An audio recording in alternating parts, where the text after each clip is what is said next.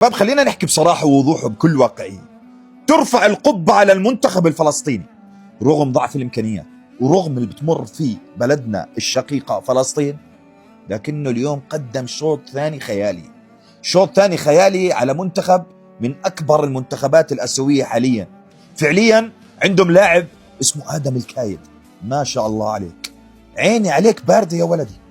يا جماعة انك تظلك تقاتل لاخر الدقائق حتى بالوقت الاضافي من الشوط الثاني وتسجل وتاخذ الانتصار، لا، الشيء كبير فعليا.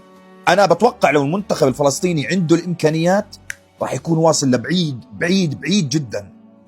بالتوفيق للمنتخب الفلسطيني الشقيق، وهارد لك للمنتخب العراقي الشقيق. كل الحب لكم جميعا، ومبروك لمنتخبنا الوطني الأردني، إن شاء الله بكأس العالم قريبا. وآخر شيء حاب أحكي كلمتين. المنتخب الفلسطيني في عمان لا يعرف معنى الخسارة، والآن جماهير العراق قاعدة بتطالب بإقالة كاساس من تدريب المنتخب. السلام عليكم.